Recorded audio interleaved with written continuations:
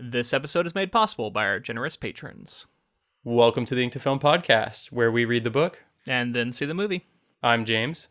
And I'm Luke. And this week, we discuss the first two episodes of David Benioff and D.B. Weiss's 2011 HBO series, Game of Thrones.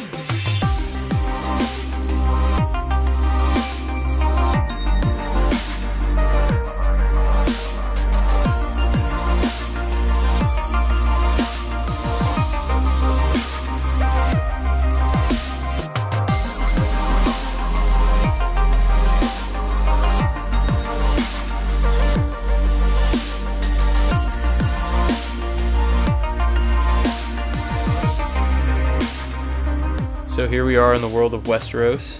We are actually in Winterfell. We're in Essos. We're everywhere. I mean, I can't believe we're finally at the show. It's a huge show for me, and I'm excited to get into it. Yeah, me too, man. I loved reading this book again. The first part of it in the last episode. We talked about it at length. If you wanted to check us out talking about the book only, that was our previous episode, and I shared how important this series is for me.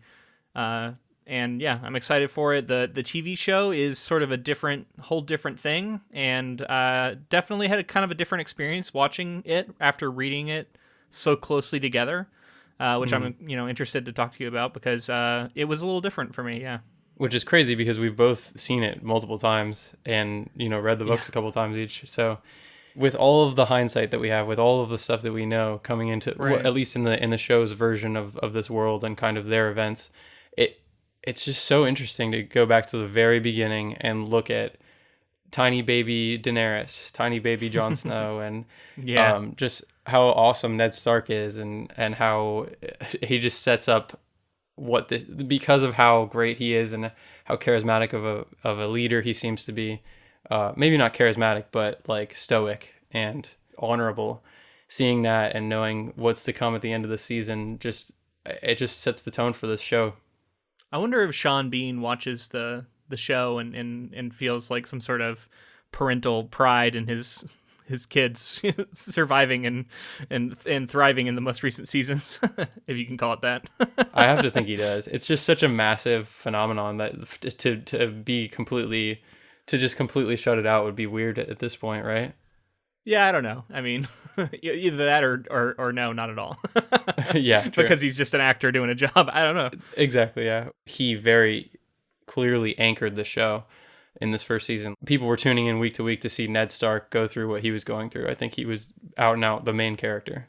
Yeah, I completely agree with that. And I remember everybody thought Ned Stark was the star, and so that makes the end of the season so shocking, right? But just in general, I wanted to talk a little bit about how this gave me an observation about our podcast, and that it's when you read something at basically the same time that you're watching an adaptation for it, it's a different experience than when you watch an adaptation like a few years removed from when you read a book. It's a very different thing. Because I was noticing tons of differences, right? Like every scene, I'm going, this scene's different in X, Y, and Z way. And the original time I watched the show, I remember just going like, oh, this is really faithful. There was a couple of big differetions that hopped out at me, but for the most part, I felt like it was very faithful adaptation. But then this time I'm like, well, they changed all these scenes to some degree, and I was thinking of all the ways they were different. Well, I would say that it's at least the same scenes. Maybe dialogues changed and kind of like somebody else says a line that's important for a certain character to say in the book, but they take that importance away. I'm thinking of like Theon basically saying, "This is your pup because it's the runt of the litter," rather than Jon Snow saying, "This is mine" to Theon. Yeah. So like something like that kind of changes the context of what you think about certain characters, or especially early on in the first episode. Well, and we talked about this in our Jesus' Son coverage. We said that when the characters in that movie were just kind of reciting lines from the book, sometimes it felt a little weird. It was too specifically referencing the book. And I think they walked that line in this show because a lot of it is like the same subject matter, the same things are being said, but often they've sort of remixed it and maybe changed some of the lines, maybe some, like, whether one character says it or another, but also just changing what is said exactly, but even if the premise is similar. There's a lot of that, those little remixes in general, but you're right, it does still feel faithful for the most part. But I do think there's a few times where those little remixes don't land as well as others. But it's just kind of nitpicky stuff. And then, like I said, I don't think it's something I would have noticed if I hadn't read the book in the week, read that part of the book in the week leading up to watching that part of the show. Right. Oh, which we should also talk about, how we're going to do this coverage, because you might not have listened to the last episode, and I don't know that we did a great job of outlining it in the last episode. But this is going to be all about the show only, but maybe doing some comparisons to the book. But this is our show-focused episode. We're going to talk about the showrunners, do a little background for them, which I don't know a lot about them, but I know you've done some research, so I'm interested in learning about that. And then the following 2 weeks after this, we're going to do these combination episodes where we cover show and book simultaneously, and move through the next big chunk of season and big chunk of book. So hopefully you join us for all of that and enjoy our Game of Thrones coverage. Definitely let us know what you think of it, because this is sort of an experiment for us. We're trying to figure out how to cover TV shows. We're always playing around with it. We did something kind of similar for Sharp Objects, another HBO show. So definitely any feedback about, how you felt about this coverage and what you liked and what you didn't like would definitely be useful. Definitely. Please let us know. As far as this specific episode is concerned, what I'm planning on is we're going to talk about David Benioff and D.B. Weiss, who are the showrunners. And then we're going to move very quickly, talk about the director of the first 2 episodes and talk about kind of George R. R. Martin's involvement. And then famously, they had to reshoot a lot of the pilot episode. And do you know about this? A little, vaguely, but I didn't look anything up again, so I'd definitely be interested to have a refresher. Cool. Yeah, there's a lot to talk about there, and there's some things that you can pick up even on the aired episode that was holdovers from that original pilot. And then we'll move into plot, read a quick plot synopsis, and then we'll kind of react to how we felt about the show, compare it to the book, and that'll be the episode. Yeah, and if you want to make sure you catch those next 2 ones, make sure you subscribe on whatever platform you're on, because that'll be the best way to guarantee you get those episodes. So obviously the show is a massive hit. I'm sure everyone's heard of it, but I want to talk about the people who made it happen. So David Benioff and D.B. Weiss are collaborating producers and showrunners. They're also writers on the show. Their history leading up to Game of Thrones and the success of this is interesting, because I found something that I did not know. Both are published authors prior to getting the show made. Did you know that? I think I'd actually heard that. I don't remember the titles, but yeah, I think I had heard that. So Benioff wrote 3 novels. One's called The 25th Hour back in 2001. The next one was When the Nines Roll Over and Other Stories, came out in 2004. And then City of Thieves came out in 2008. Was The 25th Hour the same as the movie? Isn't there a movie of that name? Yes, so that's what I was going to get into. So here, I'll read this little excerpt here. Benioff spent 2 years writing his first published novel, The 25th Hour, originally titled Firemen Down, and completed the book as his thesis for his master's degree at Irvine. He was asked to adapt the book into a screenplay after Tobey Maguire read a preliminary trade copy and became interested in making a film of the book. The film adaptation, titled 25th Hour and starring Edward Norton, was directed by Spike Lee. Benioff then wrote a collection of short stories titled When the Nines Roll Over and Other Stories in 2004. Cool, so that's a potential project we could do then. Yeah. And I mean, Spike Lee directed. That's a big deal to have a published work adapted. I think I've seen it. I don't really remember it, but I'm pretty sure I've seen an Edward Norton movie called 25th Hour, and that's about all I remember.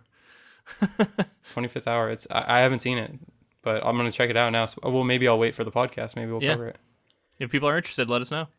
So Benioff then drafted a screenplay of the mythological epic Troy in 2004, for which Warner Brothers Pictures paid him $2.5 million. Reportedly. Wow. Yeah, Hollywood money is crazy, right? Yeah. Warner Brothers is just like, here's really 2.5 for a draft of a screenplay. Jeez. He also wrote the script for the psychological thriller Stay in 2005, which was directed by Mark Forster. And I think I've seen that too. And stars Ewan McGregor and Naomi Watts. Yeah, I think I have seen that. Yeah, I've seen that one as well. God, I didn't know I had done such a Benioff fan. Consumed so much of his stuff. Yeah. Is this just one of them or both of them? This is only Benioff so far. Okay. David Benioff. So this you might have also seen. His screenplay for The Kite Runner in 2007 was adapted from the novel of the same name, marked his second collaboration with director Mark Forster. Wow, I haven't seen that or read the book. Yeah, then in 2004, Benioff was hired to write the screenplay for the X-Men spin-off, X-Men Origins Wolverine, in 2009. Uh-oh. Yeah, definitely damn right. He based his script on Barry Windsor Smith's Weapon X story, Chris Claremont and Frank Miller's 1982 limited series of the character, as well as the 2001 limited series Origin. Skip Woods was later hired by Fox to revise and rewrite Benioff's script. Benioff had aimed for a darker and more brutal story, writing it with an R rating in mind, although he acknowledged the film's final tone would rest with the producer and director. Oh, wow. Okay, so maybe not his fault. No, but I mean, not the best credit to have your name attached to. No, after but everything said a and more done. brutal and dark version of that movie, who knows? Maybe it could have been better. I mean, we saw Logan eventually, you know. Yeah, exactly. Well, that's one of the reasons why I tend to think like, oh yeah, that could lend itself because Logan was so good. So yeah, maybe. So D.B. Weiss, this is also crazy because he's an author, published author. He wrote Lucky Wander Boy in 2003. Okay. Which I had never heard of, but Weiss worked as a personal assistant on films such as the Viking sagas for New Line Cinema. For a brief period, Weiss also worked as a personal assistant for musician Glenn Frey. Weiss went to Dublin in 1995 to study Anglo-Irish literature and met David Benioff, the screenwriter of Troy. 3 years later, around 1998, they met again in Santa Monica, California. His career is maybe a little shorter than Benioff's leading up to this, but they collaborate together, and then I think they're just kind of as thick as thieves from here on. Weiss and Benioff co-wrote a screenplay for a film titled The Headmaster, which I mentioned before, but it was never made. In 2003, they were hired to collaborate on a new script of Orson Scott Card's book Ender's Game in consultation with the then designated director Wolfgang Peterson. It was not used. Yeah, because that movie was made, but it wasn't made anywhere around 2003, I don't think. No, I think it came out in like 2013 or so. Yeah, 2014. Different screenplay probably. So Weiss's debut novel, Lucky Wander Boy, is themed around video games. In 2006, Weiss said he had a second novel finished that needs a second draft. That same year, Weiss completed a screenplay for a film adaptation of the video game series Halo, based on a script written by Alex Garland, favorite of the podcast, Alex Garland. Holy cow! How about that? It's funny how all these intersect in ways that I totally didn't know. That's cool. Mm-hmm. Yeah, that's the director of Annihilation. Right. Another favorite project of ours. If you're interested in that, definitely check it out. Director Neil Blomkamp declared the project dead in late 2007. So that was a lot of talent on that Halo film. Oh wow, pretty crazy. Yeah, that what could have been, perhaps. And then all of this leads us to January of 2006. David Benioff had a phone. I'm sure you've actually heard this story. I've read it like multiple times. It's super famous, but maybe. David Benioff had a phone conversation with George R. R. Martin's literary agent about the books he represented and became interested in A Song of Ice and Fire. As he had been a fan of fantasy fiction when he was young but had not read the books before. The literary agent then sent Benioff the series' first 4 books. Benioff read a few hundred pages of the first novel of Game of Thrones and shared his enthusiasm with D.B. Weiss and suggested they adapt Martin's novels into a television series. Weiss finished the first novel in, quote, maybe 36 hours. They pitched the series to HBO after a 5-hour meeting with Martin, himself a veteran screenwriter, in a restaurant on Santa Monica Boulevard. According to Benioff, they won Martin over with their answer to his question, who is Jon Snow's mother? Oh yeah, I've heard that. I've heard. That's funny because we did a deep dive into Martin's history with working in Hollywood and his publication history, and it's interesting to think about how that intersects here in 2006, 10 years after the publication of the first novel. That we've talked about. He famously said he sat down to write a series that could never be adapted onto the screen. So I wonder what he was thinking when he heard this. Exactly, yeah. I have a quote here that I think kind of lends itself to that. Okay. This is George R. R. Martin. He said, I had worked in Hollywood myself for about 10 years, from the late 80s to the 90s. I'd been on the staff of The Twilight Zone and Beauty and the Beast. All of my first drafts tended to be too big or too expensive. I always hated the process of having to cut. I said, I'm sick of this. I'm going to write something that's as big as I want it to be, and it's going to have a cast of characters that go into the thousands.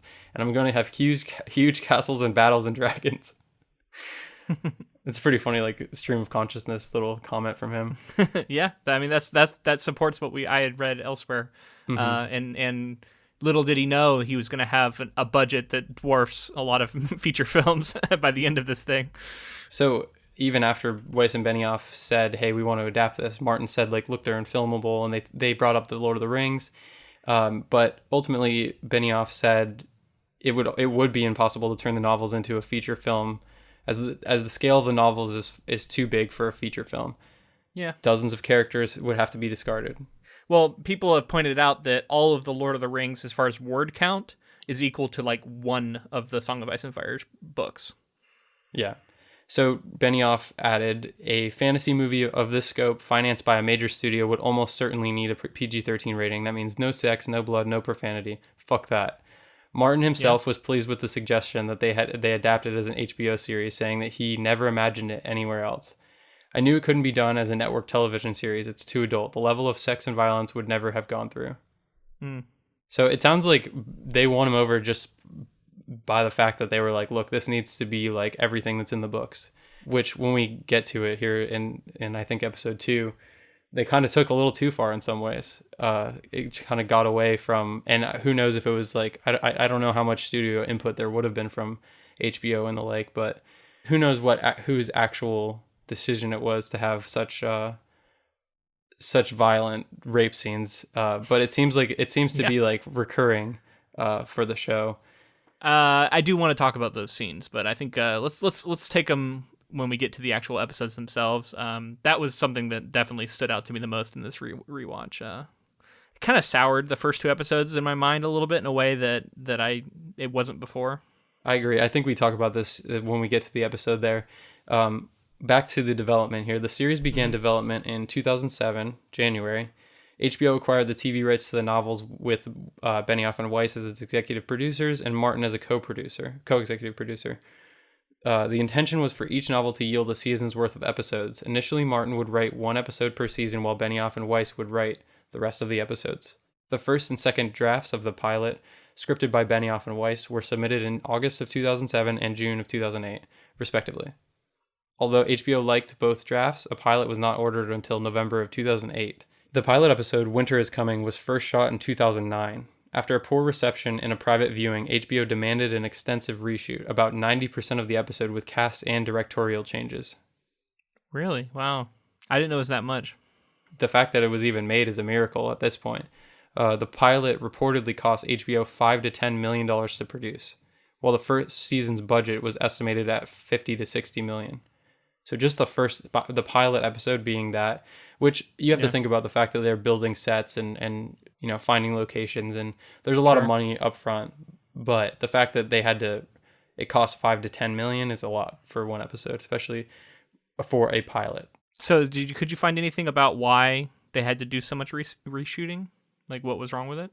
Because I know that there was different actors to some of the characters, things like that. Yeah, I actually did, and we're going to get into that here in a second, because cool. The unaired version actually, not until recently did anybody actually know what specifics there were, but George R. R. Martin had a copy of one of the early scripts that I guess he donated somewhere, and it's been basically put on the internet as of I think like February of this year or last year. And Wow. do you want to jump into that now and come back around to some of the other? Yeah, let's do it. We're talking about it, So a couple of major differences that stuck out to me when I was reading some of the script here were Daenerys and Khal Drogo have a sex scene much more similar to the sex scene in the book. Wow. Okay, so they changed that. They changed it to make it more raunchy or whatever they wanted to do, make it more shocking. To know that this was only 8 years ago, and to see it on film and know like that was a decision that was made to make it potentially more popular is just like, it's gross. And that's so weird. So it was like a test audience thing too. Like they didn't react well to it. I mean, I don't know if it was, I don't know. Who's to say what the test audience actually felt, but... Or executives or somebody watched it and wanted it. Yeah, it sounds like, because one of the things my observations was how just they clearly added sex. Like they wanted more sex, more nudity to make it spicier and to make it it's almost like they didn't trust it to land with audiences on its merit, and so they had to include a bunch of nudity so that you'd bring in an audience just for that reason alone. Well, I mean, I can tell you that definitely was probably a decision that was made, Yeah. because every show on HBO at that point used the fact that there was nudity to definitely pull in certain audience members and maybe keep other ones around. Yeah. It's unfortunate. I mean, it's especially unfortunate knowing where the show would go, and I feel like it took them a while to sort of evolve beyond that. And I would argue that they have. That's one of the things I do want to give them credit for, is that I think for the most part they've moved beyond that over sexualization just for the sake of titillating viewers. They still have some. I mean, it's an HBO show, but it feels different than the first few seasons for sure. Yeah, I mean, after seeing these 2 episodes, there was the Dothraki wedding and just sexualization of tons of stuff. The Tyrion introduction, where they said, but Tyrion would go on to have a lot more of these throughout the seasons, a lot more of these like gratuitous sex scenes. I feel like where it was just like sex for the sake of sex. Yeah, but his literally the introduction to his character is a wholly invented scene, him in a brothel, having sex, lots of nudity. And then one of the things I hated most about that scene is the next scene that follows it. Did you notice? The next scene that follows it cuts immediately to Robert Baratheon thinking about Lyanna Stark and saying, "You shouldn't have buried here, Ned." And it's like a sad scene of him reminiscing about his lost love. Well, we're supposed to think of I think it was a way of making the Lannisters even more villainized, right? Like we're like, even Tyrion at this point, we're like, fuck Tyrion, because he seems like that type of guy until we learn more about him. I just think there was like a whiplash tonally from that scene to the next that felt weird to me. And it felt like something that happened in the edit where they didn't know what was going to be there and they just decided to put it that way. And I think it was kind of unfortunate. Well, we'll get into that as we get into the episode itself. Let's finish up background stuff here. Yeah, well, I want to talk about some more of these differences real quick. Okay. That I found. The White Walkers may have potentially talked in a language that sounded like ice crackling on a winter lake in this first episode. Okay. So I guess during maybe the first scene with the brothers, where they run into the wildling bodies and everything, maybe one of those White Walkers would have talked in like some sort of crackling noise, which I don't know how to feel about. I think that at some point they start screaming, right? I remember a White Walker screaming in another season. So they do make noise. But yeah, I think it was smarter to probably pull back and leave them more mysterious so that they could kind of like take time to figure out how they wanted to handle it. Because I was thinking about that, and it's like clearly they hadn't figured out everything they wanted to do with the White Walkers in that first episode. The first time I saw the show, I thought that the White Walker, like the walker that we saw, was like black because he was so covered in shadow, because they so clearly didn't know like really how they wanted the design to go. Yeah. But it's more just that he's in shadow, I think, in retrospect. Yeah. He is, yeah. Another massive change that you were kind of just talking about is when Robert's leaving the feather in Lyanna's hand in the crypt with Ned there. Mm-hmm. Apparently in this unaired version, Cersei sees Robert leave this feather, and she goes and grabs the feather and tells one of her handmaidens to burn it, which would have burned a bridge that they eventually went back to later. I think Sansa picks up the feather. Yeah. In the crypt, and that seems like a small thing, but okay. For Cersei to have seen that. Yeah, it was like, why was she in the crypts is definitely a valid question. Like, how did she see that? And it's kind of, and it almost, if you were looking for it, it would almost make the reveal a little bit more obvious too, maybe. No, I guess not. Just the fact that Cersei like went to Lyanna's statue and like took the feather because she knew that like they were betrothed at one point. Maybe. Oh, we should also say before we go any further, in case it's not clear, we are approaching this. We said it in the last episode, but we'll say it again. We're approaching this from the perspectives of people who have seen all the way up to the most recent season and have read all the books. So we are going to be referencing things that would technically be a spoiler. So if you've only seen the first 2 episodes of Game of Thrones and that's your only exposure to it, don't listen because we're going to spoil things. Right. Come back after you've caught up. Come back after you've watched more. Another change from this original pilot is Daenerys and Catelyn were played by different actors. Okay. So they were recast. I knew Dany was. I didn't know. I think I've heard Catelyn, but I had forgotten that. Mm-hmm. And another, I guess, one of the major notes was that it wasn't clear enough in the original pilot that it wasn't clear enough in the original pilot that Cersei and Jaime were siblings. Oh. So I guess that was like, because that's a big deal for them. It's for you to realize that they're siblings and for Bran to see them So that's why we get some clear kind of expository telling out of, I think it's like Sansa or Arya or somebody saying, That's the their twin, queen. That's she's yeah. and her twin brother, Jaime Lannister. And yeah. I did want to mention that I know that they were doing a lot of legwork to introduce these characters to people, but it felt like every time we would cut back to another character, they'd be like, "Oh, you're Jon Snow the bastard, aren't you?" And then they'd cut to so and so, and Jaime would be like, "You're my sister, Cersei," and they're like very specifically like laying out like this is who you are and this is what your motivation is. It's awkward, man. Audience. It's hard to introduce characters, and especially when you're introducing 40 characters like they're doing here. Like, it's so hard. It's just kind of funny, like with our knowledge going back and seeing like how obvious it is. But they did a pretty good job. I think some of it's forgivable, and like audiences kind of get it. It's like, yeah, maybe they wouldn't really say that, but it's for our benefit. And as long as it's not just like obnoxious, most people are willing to put up with it. I don't want to speak for everybody. Some people really hate that stuff, but. And the thing that bothers me the most is you can see what was shot in the original pilot and what was reshot with Tyrion, because the first version of his hair was just awful. In that, so his introductory scene, the sex scene, yeah, you see his hair is like they try to be like very very close to what the book is, and then ended up for the reshoots ended up kind of doing a version of that, but they really went for it in the first. They tried to make him look like Jaime, and like give him like a sort of like, I don't know how to describe his hair, but it was completely different than his eventual Tyrion look. You're right. I couldn't put my finger on what was different, but you're right. His hair is different in that scene. That's so funny. It's and it's a weird look for him too. Like it just doesn't fit. So I'm glad that they redid that. I hope that it was worth the $5 million to just reshoot Tyrion scene so that his hair would look better. Did you read anything about the Dany change and the Catelyn change and what the reason for those were? I read about the Catelyn change. I didn't see much about the Dany. I'm sure it's out there, but I didn't see any. Apparently Catelyn. They weren't happy with the actor for one, and then the other was they weren't happy with kind of her motivations. I think she was a bit harsher, even though she is somewhat harsh in this version of her.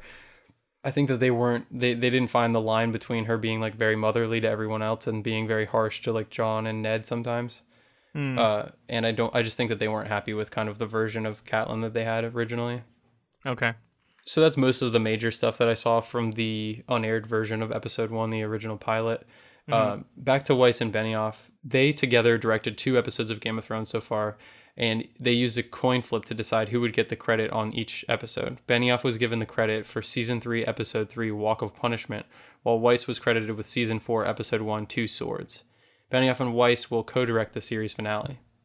It was also announced on February 6, 2018, that Disney was hiring Weiss and Benioff to write and produce a new series of Star Wars films after the final season of Game of Thrones is completed this year. Wow. I think I had heard that. That's actually a good reminder because I had heard that and forgotten it. Yeah, Star Wars seems to be kind of in a weird in-between area right now, so I'm not really sure like what's actually going to come out ultimately, but I hope that this does come out because I would love to see them take their Game of Thrones background and give it like an Old Republic sort of series or couple of movies. I think that I think they knocked that out of the park. Sounds cool to me. So the last person involved with the development of these 2 episodes that I did want to talk about is Timothy Van Patten. He was the director who was brought in after the original one for the original pilot was pirate. He was the one who was brought in after the original director was fired. He is kind of this HBO go-to solid option, and they brought him in to start off this show. He's directed episodes of The Sopranos, The Wire, Deadwood, The Pacific, Rome, Sex and the City, and Boardwalk Empire. Okay. Yeah, I can see that. In addition to other things, I just think it's interesting that he's like this HBO staple. It seems like he is a go-to figure for HBO, especially at this point in 2011 when they're trying to get a new show off the ground. Yeah, I think he did an admirable job, for sure. So that's all I have about development and the creators to this point. There's some more stuff about George R.R. that we'll probably talk about in next following episodes, and we'll definitely talk about it when we get to the episode that he wrote for the first season. But I think this is a good time to jump into plot if you're ready. Yeah. Okay, so the first episode is Winter is Coming. In the 7 Kingdoms of Westeros, a soldier of the ancient Night's Watch order survives an attack by supernatural creatures known as White Walkers, thought until now to be mythical. He rushes to the castle Winterfell, which is ruled by Eddard. This is kind of a weird, I'm going to read this, but I just want to say this is kind of a weird, like, outsider's perspective on something that we know really well. Yeah, I was like, I don't know if that's true, actually. Yeah. So he rushes to Castle Winterfell, which I would just call Winterfell, which is ruled by Eddard Ned Stark, Warden of the North, who decapitates the soldier for desertion. In King's Landing, the capital, Jon Arryn, the king's hand, dies under mysterious circumstances. King Robert Baratheon, Ned's longtime friend, travels to Winterfell to offer the position to him, and proposes marriage between his firstborn son Joffrey and Ned's older daughter, Sansa. Ned's wife, Catelyn, receives a letter from her sister, Lysa, Jon Arryn's widow, saying that she has escaped King's Landing and that Jon was murdered by the Lannisters, Queen Cersei's family. Catelyn burns the letter and tells Ned about it, believing that the Lannisters are plotting against Robert. Ned's 10-year-old son, Brandon, climbs a tower where he witnesses Cersei having sex with her twin brother, Jaime, who then pushes him out the window from a presumably fatal height. That's such a stupid line. Meanwhile, across the narrow sea in Essos, the exiled prince Viserys Targaryen makes a deal with the Dothraki warlord Khal Drogo, who marries Viserys' sister, Daenerys, in exchange for providing Viserys an army to conquer Westeros and reclaim the Iron Throne. And they didn't mention the scene where they find a direwolf with an antler in its neck, or I guess somewhere in its body, and they divvy out young direwolf pups to each of the Stark children, and Jon Snow gets one as well. Yeah. Well, that's all right. I think that gives us enough to get into it here. We talk about like everything that happens in the start of this book more in the last episode, so I think we can kind of jump around a little bit here. Yeah, so let's start with that first scene. Let's talk about the Night's Watch when they're out on patrol and they see the walkers. Immediately, just because we talked about it last episode, they changed these characters some. I felt like Royce was more of a shit, and he dies immediately and does nothing redeeming. And I kind of missed the version of Royce we got in the book, where he seems like he's going to be a shit, but then he does something kind of surprising before he dies. It's more complex, right? I think it's cool because there's more layers to it. And that's the thing, you know, like often I feel like you get a little bit more complexity. It's okay. It's not a big deal. But yeah, I just missed it a little bit. And then Will being the one who survives only to get his head cut off, I was fine with that change. I think he's the more interesting character. I did wonder, and I think this is a mystery on purpose, but doesn't mean anything. How did Will survive? Because they quite clearly show him, like the White Walker's looming over him, and he's just standing there like helpless. Exactly. So it's like it was a decision on the Walker's part to let him go. Right. Which is the implication. The implication from that, though, is that we can infer that the White Walkers want people to at least have heard rumors or have heard stories of them coming back. So they want to put fear in the hearts of the North already, is what it seems like we can infer in the show. Yeah. I don't get that impression from Will when he's talking to Ned later. But maybe he said like, "Hey, I'll go down and tell them that you're coming if you let me go," or something. Oh no, I don't mean like that. I just mean that like the Walker made the decision, didn't even say anything to him, just looked at him and made the decision to be like, "I'm going to let him live so that he'll tell stories of us coming down." Yeah, maybe. And with what we're seeing in these later seasons, I mean, the White Walkers are still very mysterious, and I think we're going to get more answers in this final season, at least for the show, and like what their ultimate goals are. So I'll be curious to see, and if does that line up with the idea of them letting Will go. I think this is something that we talked about in our It coverage way back when we first started this podcast. There's a dead kid right away, and showing one of the first major things that you show, having like the young wildling dead. Oh, the wildling, yeah. So showing a young wildling girl dead, and then showing her resurrected. That's pretty hardcore. Like that'll hook some audience members. There's a lot of tone setting in here. It's very dark. It's showing that this is fantasy, yet we have monsters and we have, darkness, and it's a beautiful opening series of scenes. Actually, I was quite impressed with the way the woods looked and how much it held up, even though it's 8 years old now. You can tell that they were like, this is the first scene. We have to nail this first scene. So there is another scene that really stood out to me right after this, and that's Ned Stark cleaning ice sitting in front of the weirwood. And I'm so happy that this scene exists the way that it does, because this is clearly like, we're going to show this. If we're going to do anything right, we're going to get this scene and we're going to show it to you, and it's going to be right out of the book, and you're going to just be impressed with how detailed it is, because you get the little face on the weirwood that nobody even mentions. So it's kind of like an Easter egg if you know you're looking for it. It's great, and it also looks like some of the really famous fan art I've seen, and maybe even concept art, it might even be official, of this scene. It looks like they storyboarded that thing to look just like the art. It looks great. The production design is amazing, and like I said, to spend $5 to $10 million on one episode, and all the setting up that they're doing for the season, all the sets and everything, they did such a great job. The one of the things about the weirwood that's so striking is that red on white. Like the white of this, I guess in this point it's green because there's no snow there, but the red leaves in the weirwood just always are so iconic looking. Yeah, totally agree. Very striking scene. I'm going to just move on quickly here because there's another thing I want to talk about right at the start. Have you heard of the Robert Baratheon touch of death observation or theory or whatever? All the Starks that he touches when he first arrives end up dead, basically. Yeah, they all die. Do you think that was planned? Was that an intentional thing or just an accident? I don't know. I'd like to think that they were. It sounds like this whole first episode was a hot mess, but I'd like to think that they had the wherewithal to be like in pre-production, like they saw that far ahead. I think that would be cool. But from what I understand, they've been kind of like, as it's gone on, how could they have really known? As it's gone on, they've changed from. I think it's a happy accident, honestly. I think it's cool that it's true, but I feel like they couldn't have been playing that sort of game this early. It just seems unlikely to me. It's more likely that it happened and then the internet noticed that it was true, and therefore we talk about it.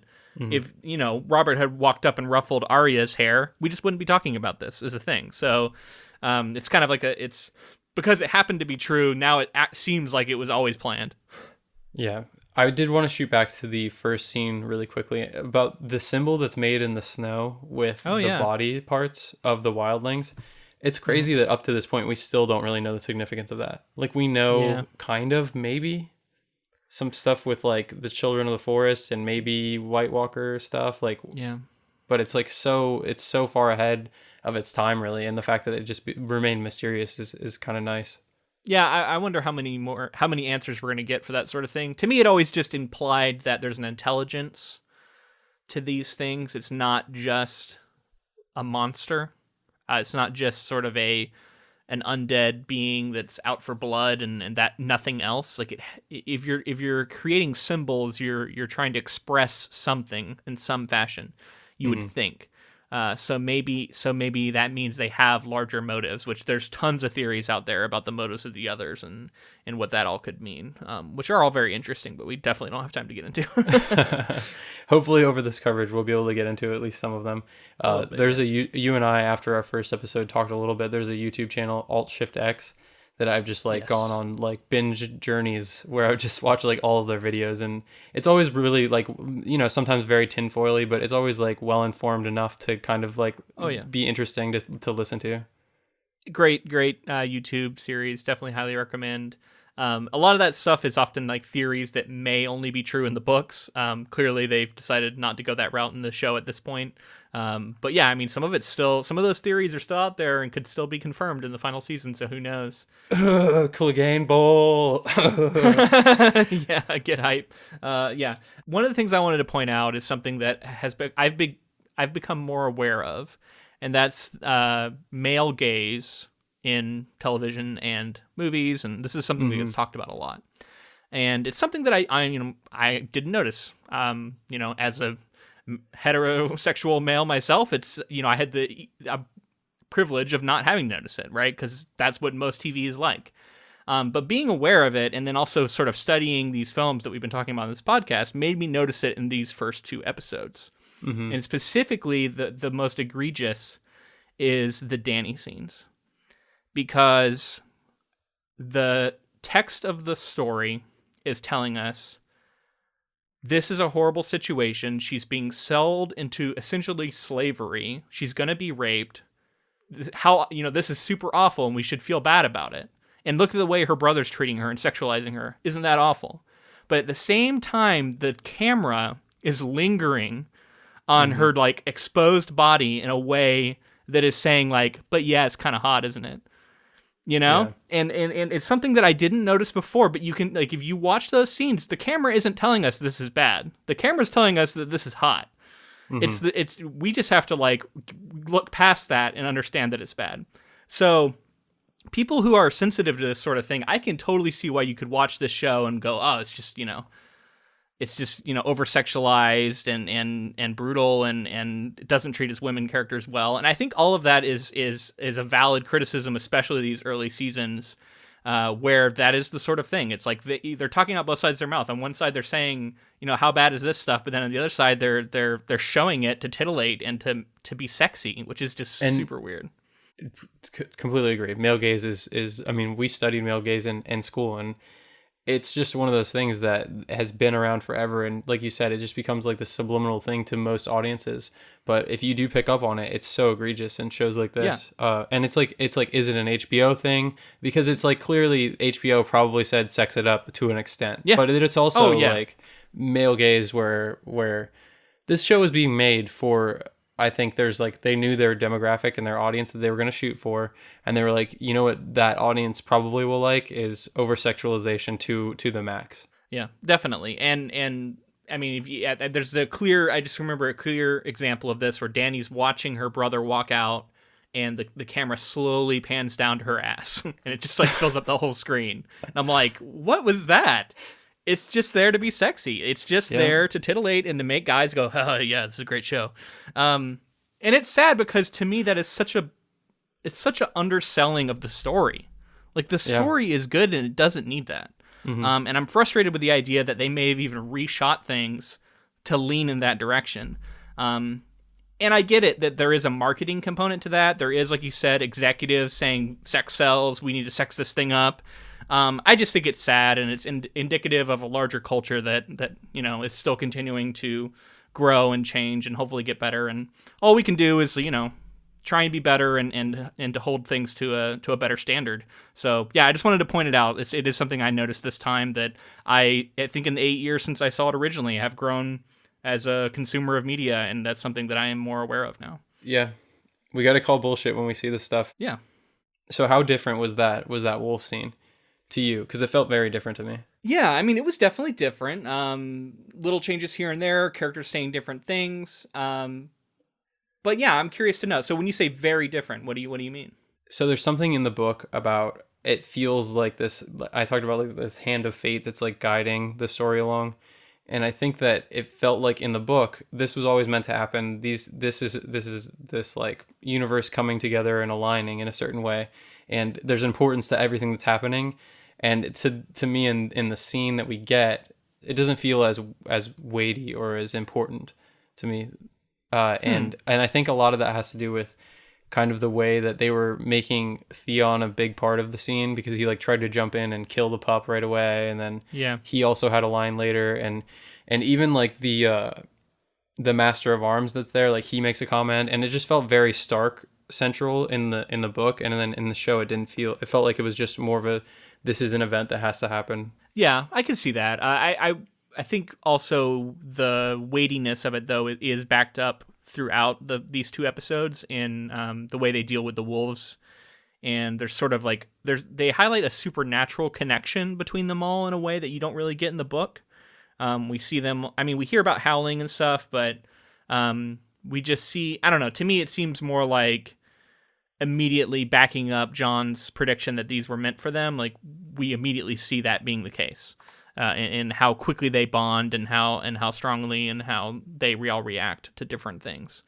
Yeah, does that make sense? I mean, I feel it's like I agree with you that maybe that it was more in the book of a like a prediction for these being an important part of the story, than it was in the show. But it's just over time, I think they do a good job of sort of catching up to that. Yeah, I think they pay it off. I mean, just showing the kids how quickly the wolves are growing with the kids, and the stuff with Bran and Lady and Nymeria. I see what you're saying. Yeah, and those dogs grow fast. Those wolves grow fast, I should say. Every time they show them, they've tripled in size. Yeah. Like Yeah. I think it happens like 3 times in the first episode. It's Oh, funny. for sure. Well, it's got to be believable when the dog jumps on that guy to save Catelyn and Bran in the Yeah. second episode. Yeah. So So the other thing to talk about here, I think, is also the Drogo and Dany rape that is very different than we talked about in the book. In the book, there is consent. We've talked about how it's a tricky situation and whether or not consent is even possible is debatable. But ultimately, their relationship is started in an area of at least like sort of a gray area of consent. Whereas this is not. This is a full-on rape, and then it's doubled down in the next episode. And we get the implication that it's been going on. So the idea is that their whole relationship is founded on initially just sexual assault and rape, and then Dany kind of turns it around and tries to win him over, which is just a way grosser. Yeah, I did.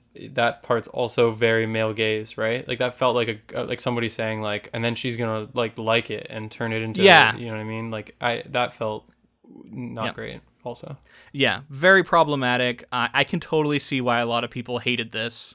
And yeah, I mean, I can see it now. It really stands out in a way that it didn't to me before. So that I get it.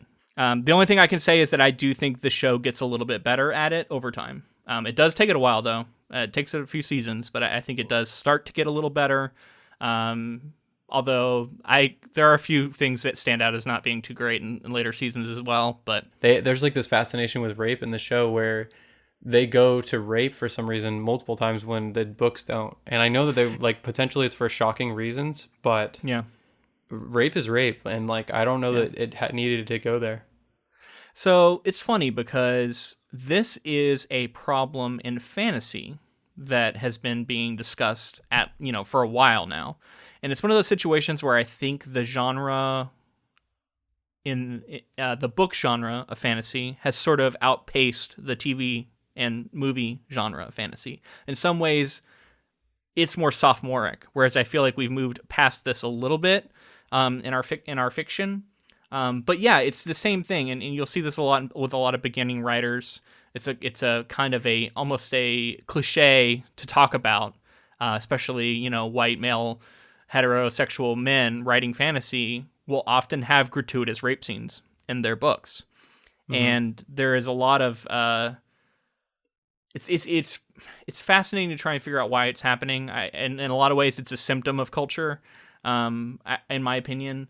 But yeah, it's I think there is sort of a weird association between fantasy and sort of this like male wish fulfillment, sexualization stuff, and just trying to put stuff in there to have it be edgy and extreme, but also sexy in a gross way. And for whatever reason, like it was a big thing in like the 70s with fantasy, and it's interesting to see it being carried through in our films and in our TV shows to some extent. And yeah, I don't know. I feel like I'm having a ramble here, but do you see like some of the points I'm trying to make? I think that you can have rape in a story, but to have a character that's going to be ultimately like a likable character that you're like going to be like rooting for that character makes it like kind of murky. And again, like I am the kind of person where I think that if you're writing a story and your story calls for it and you feel like that's the story you want to tell, you should, but I think that you should be aware of what you're doing. You're walking into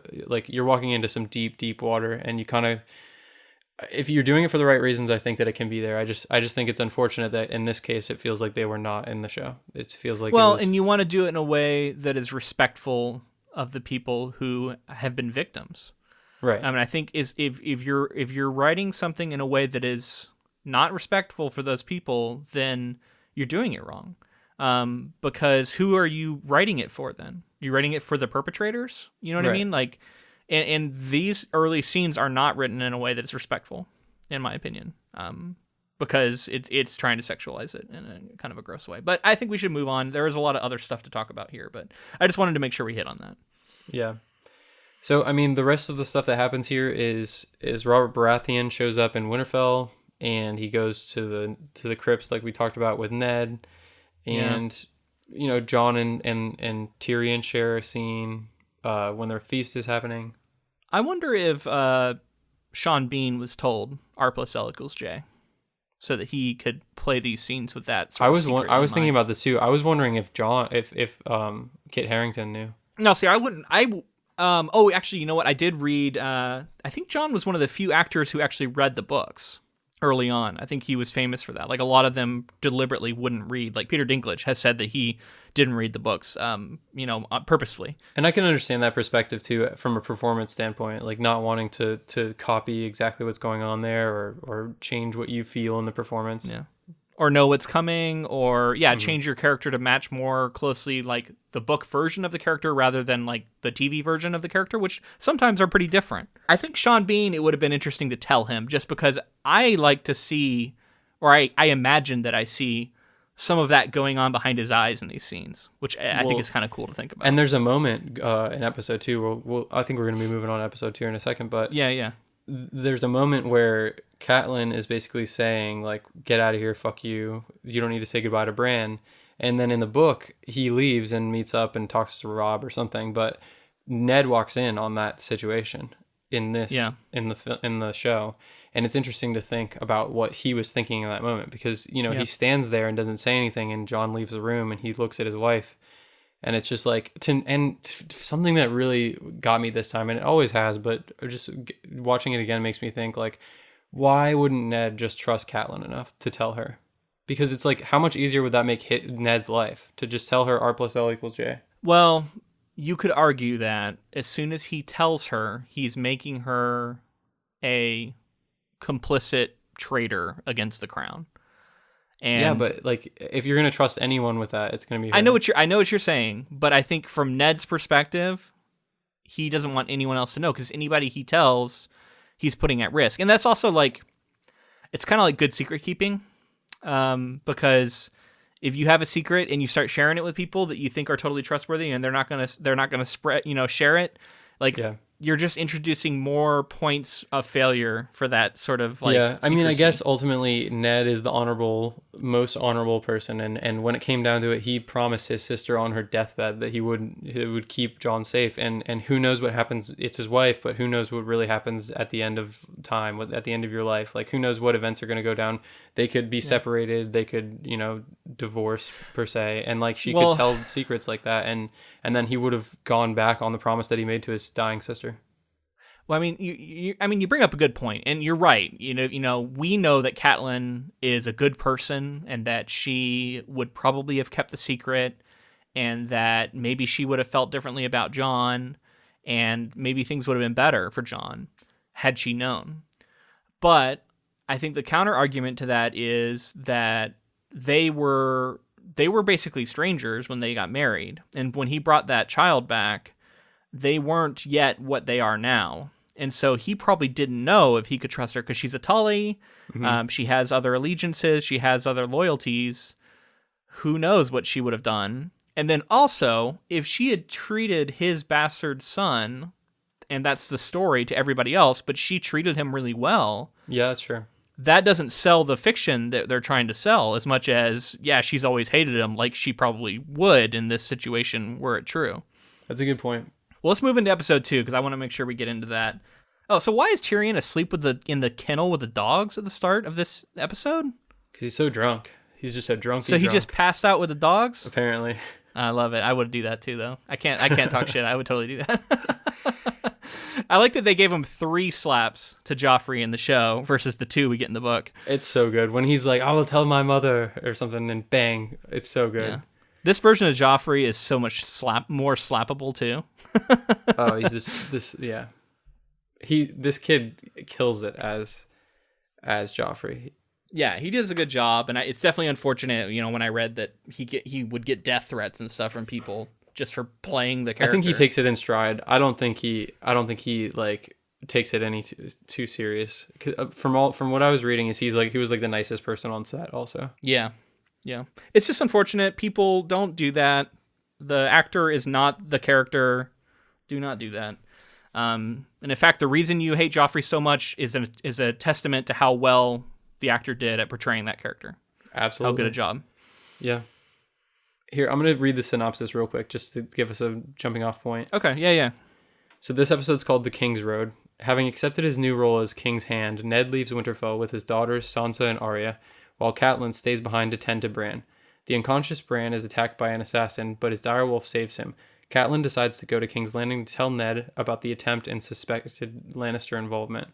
Jon Snow, Ned's illegitimate son, heads north to join the Brotherhood of the Night's Watch, protectors of the Wall that keep the White Walkers and the Wildlings from entering civilized Westeros. Tyrion Lannister, Cersei's brother, decides to forgo the trip south with his family and instead accompanies Snow's entourage to the Wall. When Joffrey threatens Arya and her friend, Arya's direwolf defends her, provoking a conflict between the Starks and the Lannisters. To resolve the conflict, Cersei demands Robert order Ned to execute Arya's direwolf. But as Arya has sent it away to save it from retribution, Sansa's direwolf is killed in its stead. In Winterfell, Bran awakes from unconsciousness. Meanwhile, Daenerys focuses her attention on learning how to please Drogo. Tacked on there. We've talked about that a lot. I don't want to linger on it anymore. This episode just doubles down on it and doesn't really do a lot to improve it. Definitely. But yeah, so the rest of the stuff I want to talk about though, they added some scenes in here that I really liked. One that stood out in particular to me was there's a scene between Jaime and Jon where he comes up to him and he's talking to him about the Night's Watch and this, he says like, oh, what an illustrious brotherhood or whatever you're joining. And it gives the audience a good perspective on what the Night's Watch is going to be too before we get there. It does a lot of good stuff. I think we also see how sort of in awe he's like, Jon has a really good mix of he's brave, he's standing up to Jaime, but he is also sort of in awe of him. Right? And this does a good job of selling the legend of Jaime Lannister, the greatest swordsman in Westeros, which is a big part of his character that we get in the books, and it's doing it through a lot of just, showing, not telling, in the way that they interact with each other. And I love that the Jaime and Ned, where they kind of are talking shit to each other too. Yeah. And they're talking about a proper sword fight and like find me in combat. I would love to see this fight in a legitimate way, but it's just we're robbed of that. Okay, so who wins? Who wins in a straight up sword fight between Jaime Lannister and Ned at this point in the book? If they were to have a throwdown, have a sword fight, who wins? Who do I want to win, or who actually wins? Who actually wins? It's so tough. I who knows how much of Jaime's legend is just that, and like Ned has the experience to where maybe he could hold his own. But then we see later, at the Tower of Joy, right? Yeah. The battle that we think he wins. Supposedly he tells Bran that he won that battle, but he had to get some backup to run it at the last second. So I'm going to give the edge to Jaime because he's supposed to be the best swordsman in the land. So yeah, I think Jaime does it. I agree. I think the books do a really good job of selling just how talented Jaime is with the sword.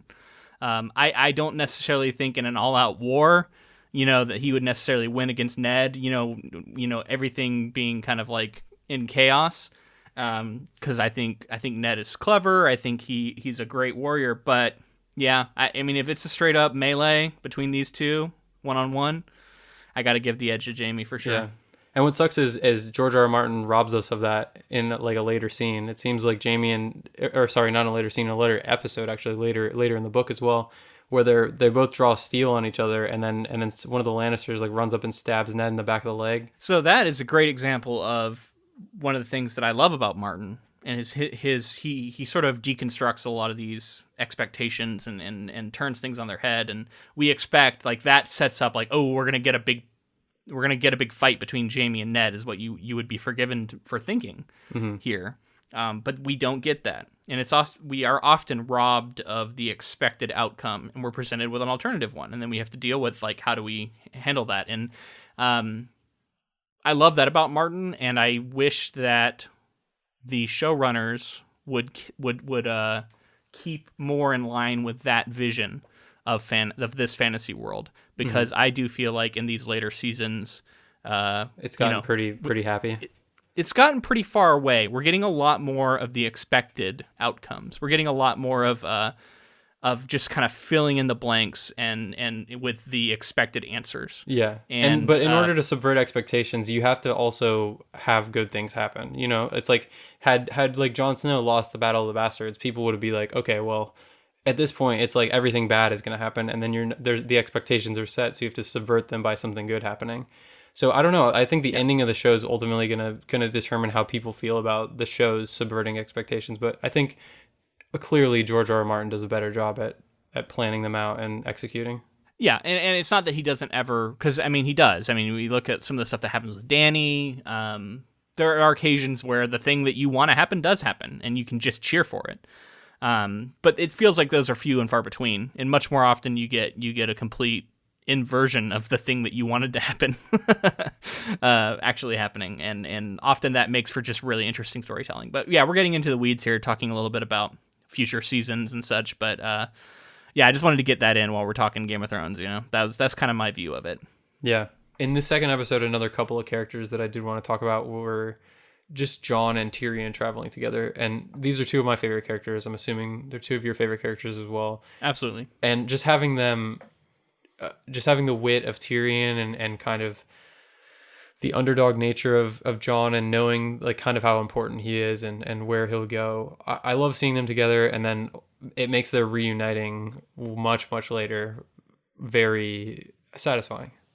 Just knowing that they have this built-in relationship. Well, and I love the patience they have with Jon Snow as a character, because he is naive here. He has no idea what he's getting into. And they had to know the journey of this character was going to be really a huge arc, right? And it's going to be one of, Jon Snow is very much a coming-of-age tale, set in the world of Game of Thrones, but it very much is. And it's a boy becoming a man. It's him learning the ways of the world and losing his naivete and all that stuff. And early on here, we see a lot of him being sort of an idealist and being ignorant of the way the world is, and we see Tyrion giving him some really valuable lessons. I did note that we didn't get the ghost jumping on Tyrion and like biting him a little bit scene that we get in the book. That doesn't happen. I assume budgetary reasons. It's just like maybe it would have been too much. I think the scene was fine without it. So something that I didn't realize until season 2 or 3, when I was watching through the show for the first time, was just the idea that it's a song of ice and fire. Clearly Dany's the fire, but I early on assumed that the White Walkers were the ice. But it's Jon that's the ice, in my opinion. And I think I think that is like the importance of Jon is there from the beginning if you're looking for it. And his character is I think that he's got like the most traditional hero's journey kind of thing going on, and that's why I think he's like an endearing character that a lot of people relate to and like. And yeah, just having Tyrion as like this wise sage in this moment, this that's like gone through some shit it's great. Like I said, it's fun to see their built-in relationship for later. Yeah, there's a lot of interpretations of the ice and fire thing, and you could say that Jon is ice and fire in himself because he's a Targaryen. Yeah, that's sorry, true as huge spoiler. If we didn't already. He is a Targaryen and a Stark. Yeah, we said spoilers early on in this episode, right? So I'm safe. Hopefully, I didn't just spoil the shit out of somebody. So that could be it. You could look at the dragons and the White Walkers. I think that's kind of a surface level reading. You can look at Dany. And Jon, there's a lot of places you can look to for this whole ice and fire stuff. Speaking of Dany and fire, how did you feel about her like walking into that hot spa and having the handmaid behind her like the water's too hot and she just kind of sits in it? I know that was like partially from the book. This is a famous difference in the book and the show, in that Martin has said that her surviving the fire at the end of season 1 or at the end of book 1, off, right? And having the dragons was a one-off event, magical event. But I will say that in the book there was something to be said about Dany saying that like she liked the water really hot. Like I remember reading that she's like, I like the water really hot because I'm like, I could say that too. Doesn't mean I'm a Targaryen magic person. Yeah, doesn't it though? Yeah, but I think it is interesting because the implication of the show, shown repeatedly, is that Dany is immune to fire. which is kind of a hack superpower. It's been talked about in other places, but have you ever thought about the idea that she could just like walk into a building and, you know, burn it to the ground with her dragons and be fine? Like, that's a pretty hacks like ability, right? Like she could just do anything and just walk through the fire herself. The whole thing with the Dothraki much later, she does that. Yeah. She just tips over fire and she survives it again, which that was the famous time that George R.R. came out and he was like, yeah, that's not going to happen in the book. Yeah, not going to happen in the book. So it's interesting. I don't know. Is it too hacks of power? I don't know. It's probably fine because they're probably not going to abuse it in the way that you could maybe abuse it in real life. But yeah. So you saw that trailer, right? The new trailer. I did see. There's a lot of stuff to talk about in there, but John's definitely jumping on Rhaegal, 100%. You think? Yeah. Yeah. Well, I mean, it seems likely. So something that I drew from it and I saw online was Rhaegar's his father, right? And Rhaegal's the dragon he'll be riding, so. Yeah. Oh, yeah, that's a good point. I didn't think about that. I like it. Yeah, maybe we could talk about the trailer more in like a bonus episode this month or something. Yeah, I'd like to. That'd be awesome. So how about this conflict that goes on with Joffrey and Arya and Sansa and the Butcher's Boy? How do you think it plays in the show versus the book?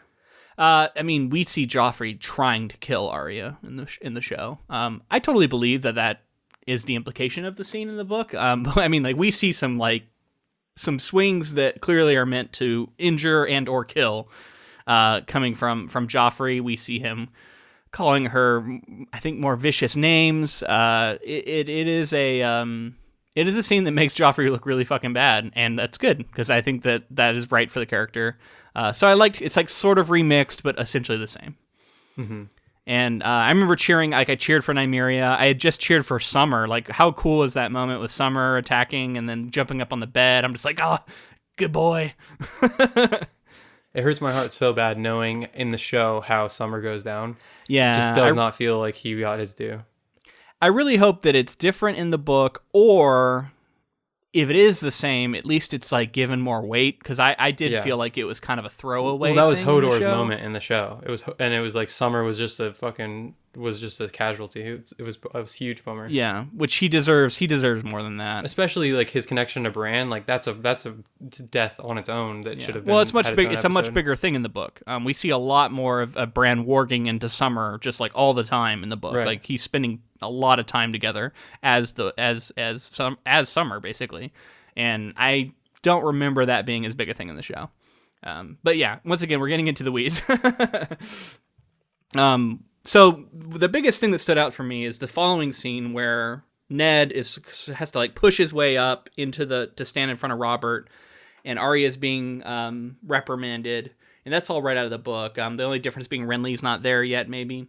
I do love the shoving, that Ned's shoving guys out of the way too. Something about that really made that scene for me. I love that too. Yeah. But something that stood out to me, and this is true in the book too, but it just in the show, I really kind of landed on it.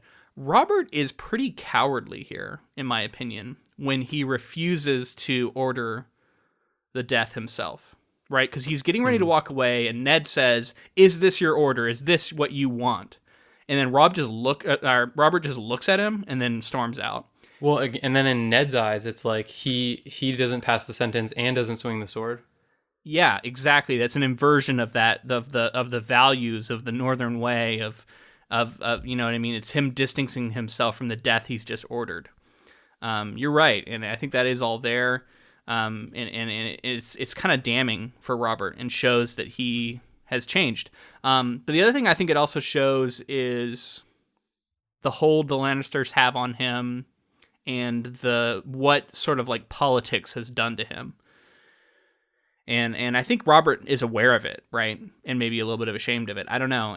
But then it's also like there's a little bit of that, like, you're not gonna, I'm the king, not you, so you're not gonna force me to say something I don't want to say. He wants to have the easy life at this point. He's like, I can have this easy life, so I'm just gonna live it till I die. Like he says multiple times, he just wants to drink and whore his way to an early death, and that's literally what he's doing.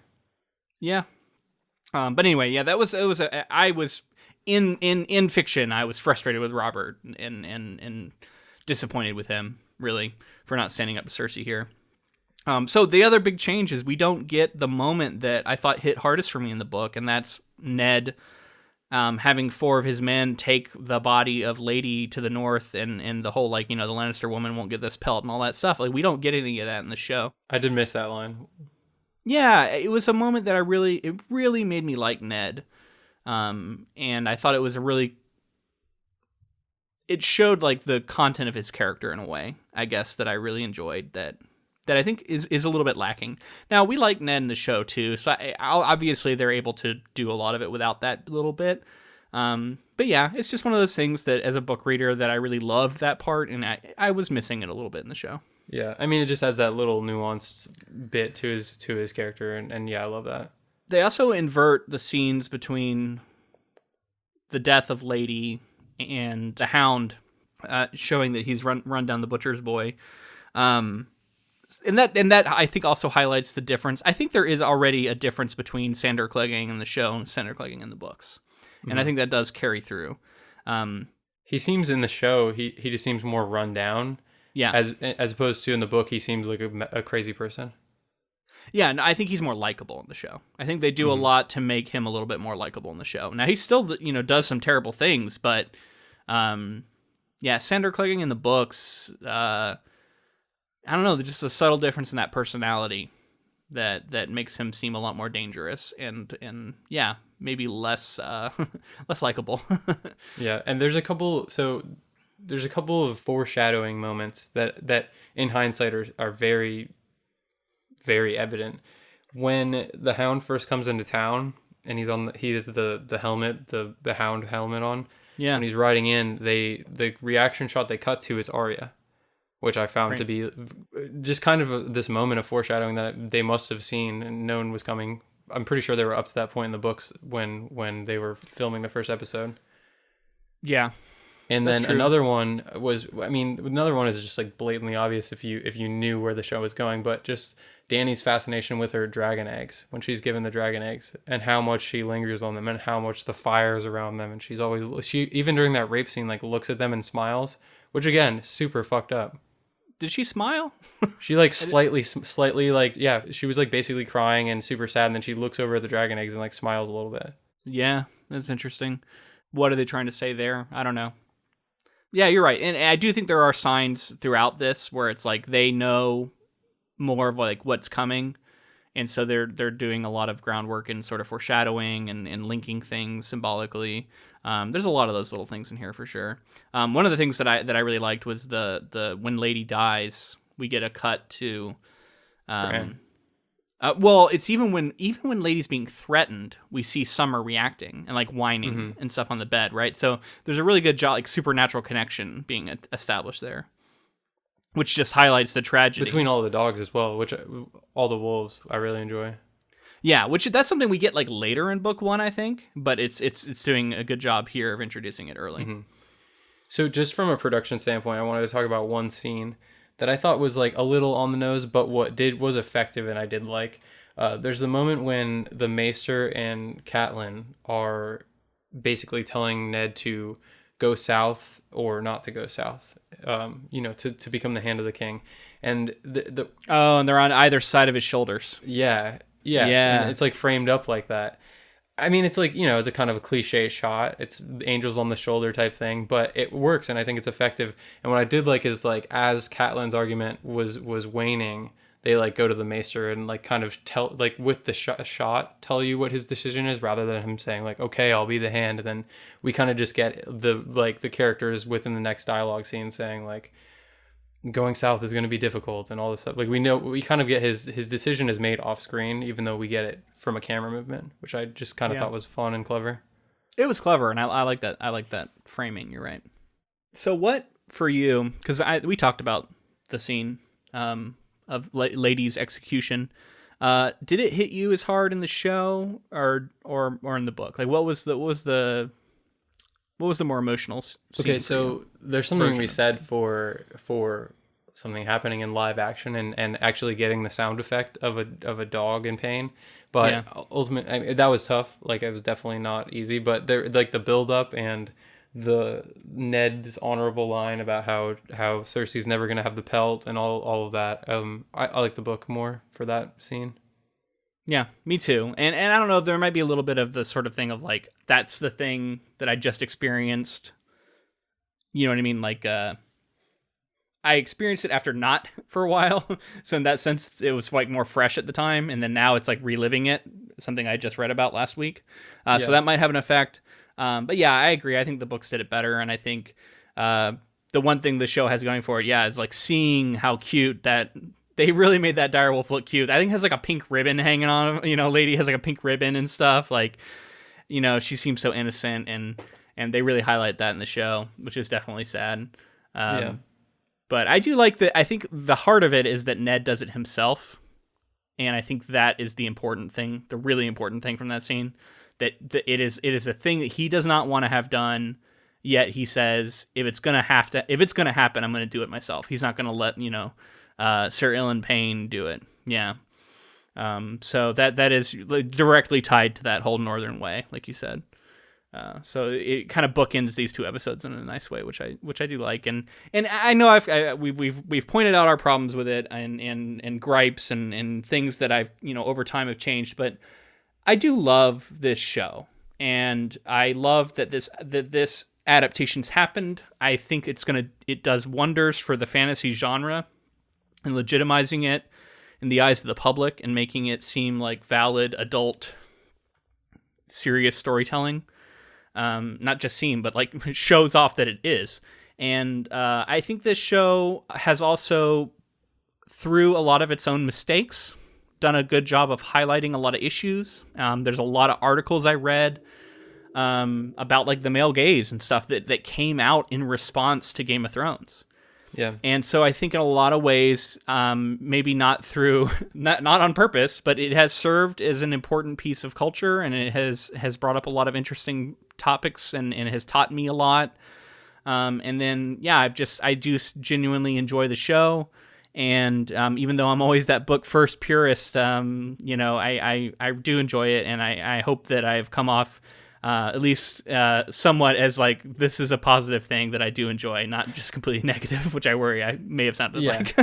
Like I've said before, it's I think it's my favorite show, and it's it's the scale and the epic nature of it and the genre that it's in. It's so much fun, and it has its issues, and I think most things do have issues, and this one, clearly there's no excusing some of the stuff that goes on, and right. But like you said, I think they have taken strides to get better as time has gone on, and I think it'll be remembered really fondly for a long time, and I'm so happy to be diving into more of it in the coming weeks and leading up to the final season.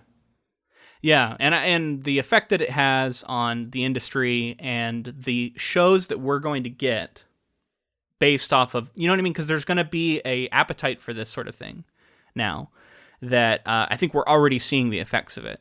And I don't think, I mean, this show brought about a huge, this show, in addition to a few others, brought about really the renaissance of TV and the golden age that we live in, and the quality and production value that every show is bringing nowadays. So I think that this was one of those flag bearers coming in and making really great TV accessible for everybody.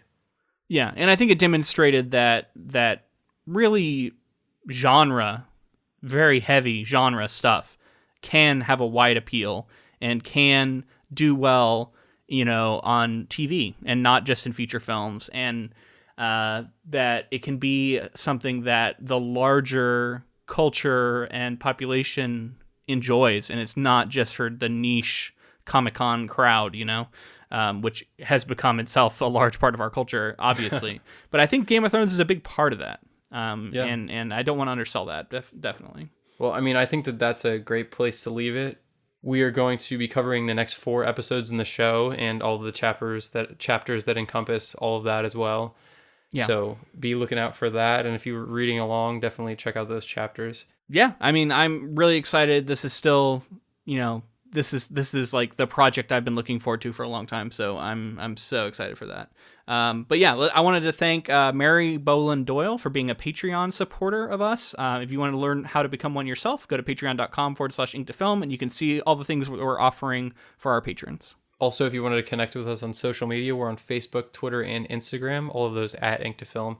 And check out our Facebook group, the Council of Inklings. We post polls and any kind of adaptation news we see coming up in there. Absolutely. And I mentioned earlier, but make sure to subscribe. That is like the most important metric, apparently, for our rankings in the charts and stuff. I just saw today that we've ranked as high as like 19 on Stitcher, apparently, and their arts and entertainment section. So that's cool to know. But apparently those rankings are all based off subscriber numbers. So make sure to subscribe.